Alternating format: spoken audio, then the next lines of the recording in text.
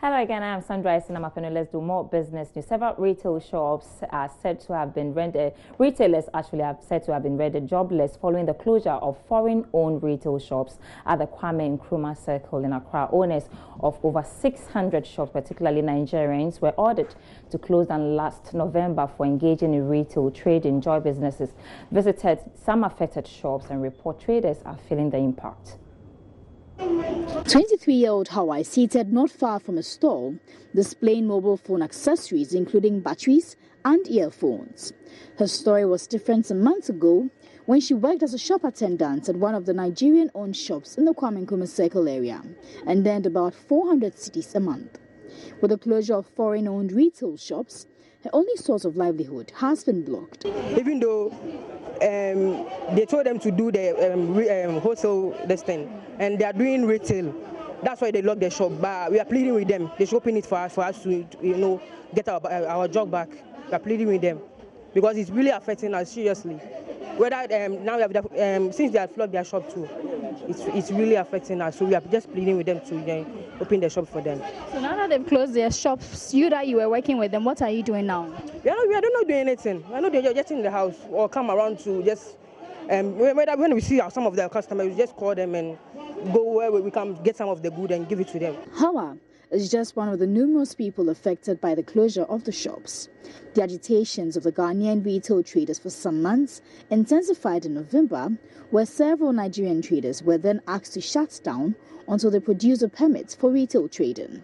Jobs are not the only things affected. Prices of some electrical gadgets and phone accessories have shot up.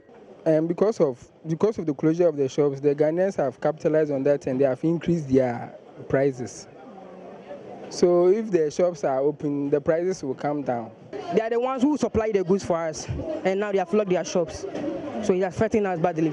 Even though when it comes to the market to buy goods, you don't get it before, like how you maybe the way you purchase it before. You don't get it like that because now the things have increased. So we are begging them at least.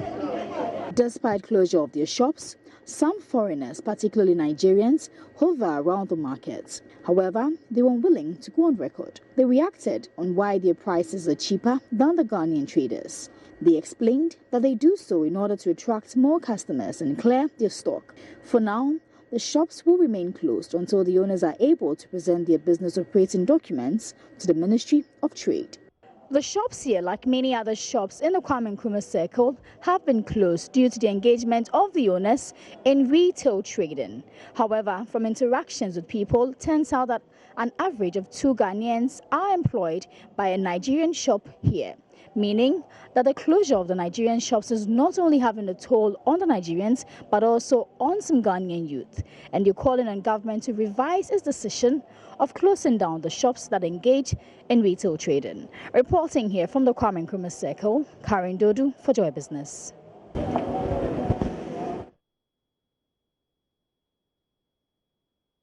In other news tonight, President of the Ghana Hotel Association, Dr. Edward Nyameke Jr. says a lot of bottlenecks need to be cleared for Ghana to be a destination for tourists. He was speaking in an interview at the 4th Hotel Awards night in Accra.